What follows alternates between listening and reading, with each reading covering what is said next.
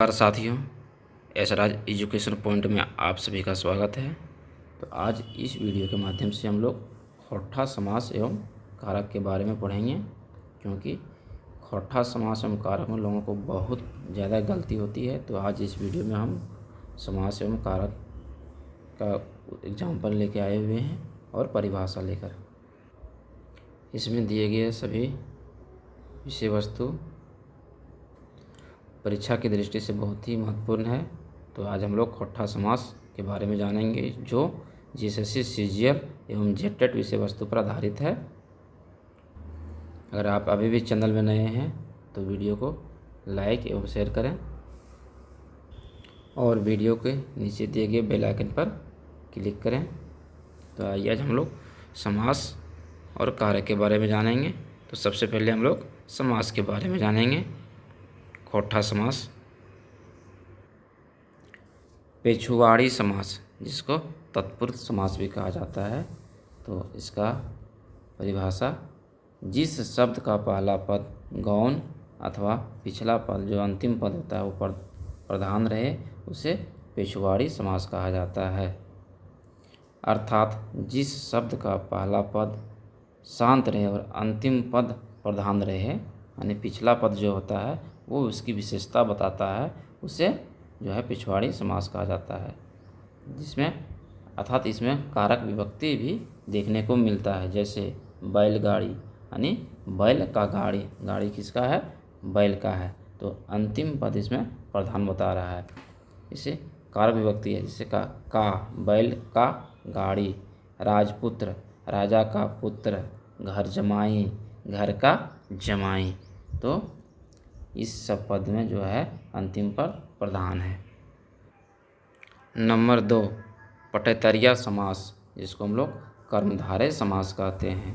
तो पटतरिया समास का जो है उदाहरण भी है इसमें और परिभाषा, जिस शब्द का पहला पद विशेषण तथा दूसरा पद विशेष रहे, अर्थात जिस शब्द का पहला पद विशेषता बताता है और दूसरा पद जो है विशेषण की संज्ञा बताता है, उसे पटतरिया समास कहा जाता है। जैसे नीलकमल, नीला है कमल, चंद्रमुख, चंद्र जैसा जिसका है मुख, महादेव, देवों में सबसे बड़ा देव, जिसे महादेव कहा जाता है।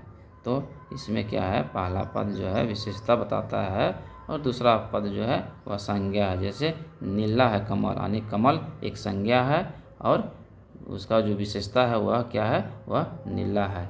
तो पहला पद जो है विशेषण है और अंतिम पद जो है संज्ञा बता रहा है, इसे पटतरिया समास कहा जाता है। आग संख्या समास, जिसे द्विगु समास भी कहा जाता है। तो आग संख्या समास का जो है परिभाषा है, जिस शब्द का पहला पद संख्यावाचक रहे उसे आग संख्या समास कहा जाता है। हिंदी में हम लोग उसे द्विगु समास कहते हैं। जैसे त्रिलोक, तीन लोक, पंचग्रह यानी 5 ग्रह, नवग्रह यानी 9 ग्रह और पंचमुखी मतलब 5 मुख वाले, यानी कि जिसमें पहला पद जो है वह संख्यावाचक बतावे, 1 2 3 4 5 10 12। तो इस शब्द को हम लोग आय की संख्या समास कहते हैं। अड़सैया समास, अड़सैया समास जिसको हम लोग द्वंद्व समास कहते हैं, हिंदी में द्वंद्व समास कहते हैं। इसकी परिभाषा है, जिस शब्द का दोनों पद प्रधान रहे उसे अड़सैया समास कहा जाता है। अर्थात जिसका दोनों पद अपने आप में प्रधान रहे उसे अड़सैया समास कहा जाता है। जैसे काटा काटी, दिन और रात, माता पिता, सोना चांदी। ऐसे शब्द में दोनों प्रधान है, जैसे माता भी प्रधान है, पिता भी प्रधान है, दिन भी प्रधान है, रात भी प्रधान है। तो ऐसे शब्द को हम लोग हिंदी में द्वंद्व समास और खोट्ठा में अड़सैया समास कहते हैं। पिछली बार एग्जाम में हम लोग देखे थे कि हिंदी वाले ही शब्द हम लोग याद किए हुए थे बहुत से लोगों ने, और जो है एग्ज़ाम में खोट्ठा का दे दिया था।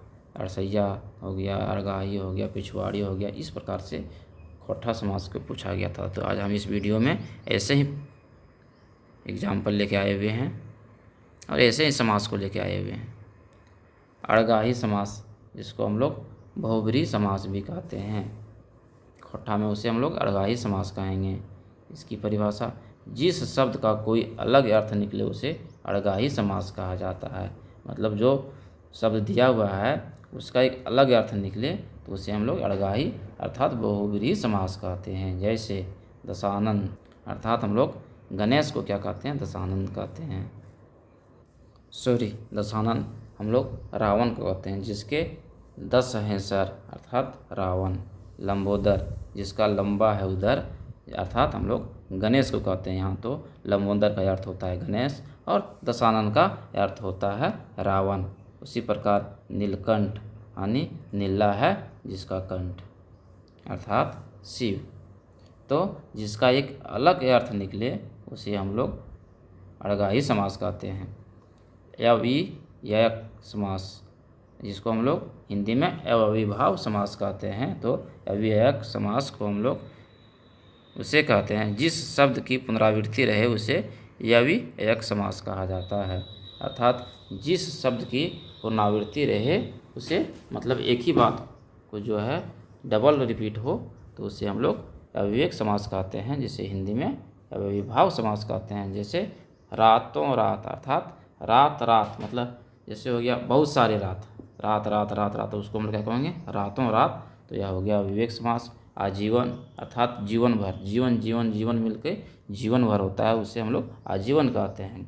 भरपेट, निर्मोहिया, तो ये सब अव्ययी भाव के उदाहरण हैं। और खोट्ठा में इसे हम लोग अव्ययक समास कहते हैं। अब हम लोग खोट्ठा कारक के बारे में जानेंगे जिसके 8 भेद होते हैं। तो खोट्ठा कारक में हम लोग कौन सा प्रयोग किसके लिए होता है, इसको हम लोग जो है उदाहरण के साथ जानेंगे। आइए पहले हम लोग खोट्ठा का विश्लेषण देखते हैं। कर्ता, ने, कर्म, के और रा का उपयोग होता है। करण में ए, आय और वाई का उपयोग होता है।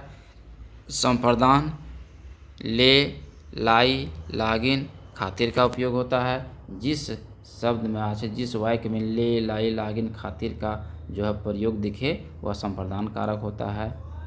ले और से का जिसमें आपको विभक्ति नज़र आए उसमें अपादान कारक होता है।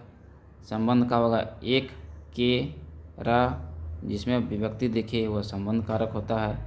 अधिकरण का विभक्ति जो होता है ए, वे, आय, वाय, जिसमें दिखे वह अधिकरण होता है। और संबोधन के बारे में तो हम लोग तो जानते ही होंगे, ये हो, अगो, अगे, जिसमें संबोधन का चिन्ह दिखे उसको हम लोग संबोधन कारक कहते हैं। तो आइए इन लोगों का हम लोग उदाहरण के साथ थोड़ा जानेंगे। जैसे कर्ता का हो गया ने, मतलब अर्थात जैसे बापें कहलय, बाप ने कहा, इसका हिंदी यही होगा। तो खोट्ठा में क्या होगा, बाप कहलय, यहाँ ने का जो है वह विभक्ति दिख रहा है इसीलिए यह कर्ता कारक होगा। कर्म का देखिए, के और रा का उपयोग आता है जिसमें राम के मारलय, मतलब राम के मारलय, यहाँ के का जो विभक्ति आ रहा है जिसे हम लोग कर्म कारक कहेंगे। जैसे तोरा कहलो, तोरा कहलो यानी तुम को बोला, हिंदी में यही होगा तुमको बोला, लेकिन कर्म में तोरा कहलो, इसीलिए यहाँ रा का विभक्ति है, तो यह कर्म कारक होगा। कर्म में देखिए जैसे ठेंगाय मारलय, यहाँ आय का जो प्रयोग हुआ, आय का, तो यहाँ हो जाएगा ये कर्म कारक। ठेंगाय मारला मतलब लाठी से मारा। सोटाय पिटलय, सोटाय, यहाँ भी यहाँ का भी प्रयोग हुआ है इसलिए यह कर्ण कारक है। संप्रदान के लिए तो अधिकतर आसानी से पता चल जाता है। अपादान का जैसे गाछ ले गिरलय, मतलब गाछ से गिरा। देखिए यहाँ करण में भी जो है और अपादान में भी जो है कभी कभी कन्फ्यूजन होता है, लेकिन अपादान का मतलब होता है जिस किसी वस्तु से कोई अलग हो रहा है तो वहाँ उसे हम लोग अपादान कारक का प्रयोग करते हैं। जैसे गाछ ले गिरलय, तो गाछ ले पत्ता गिरलय, तो पत्ता क्या होता है, गाछ से अलग होता है, तो वहाँ जो है अपादान कारक होगा। संबंध में जैसे हामनिक हक्कय, यहाँ का जो है ये का भी प्रयोग हुआ हामनिक हक्कय, इसका मतलब यही होता है कि यह हम लोगों का है। संबंध बता रहा है कि ये हम लोगों का है। अधिकरण का जैसे ए में आ या वाई होता है, टेबुलें है, मतलब वो हिंदी में इसको क्या कहते हैं, अधिकरण में और पर, जैसे टेबुलें है, तो अगर इसका हिंदी हम लोग अनुवाद करेंगे तो टेबुल पर है, घर में है। ऐसे अगर आपको ये वहाँ आए का अगर पता चले तो वह अधिकरण कारक होता है। संबोधन में जैसे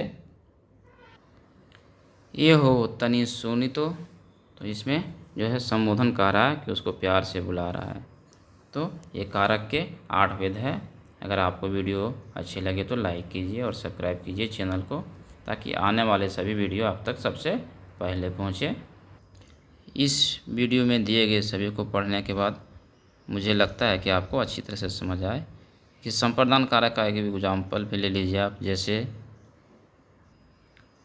ओकर खातिर किनले है, यानी ले का जो है उदाहरण है, ओकर खातिर किनले है मतलब हम उसके लिए खरीदे हैं। तो आज इस वीडियो के माध्यम से हम लोग समास और कारक के बारे में जानकारी प्राप्त किए हैं। फिर मिलते हैं अगले वीडियो में, तब तक के लिए जय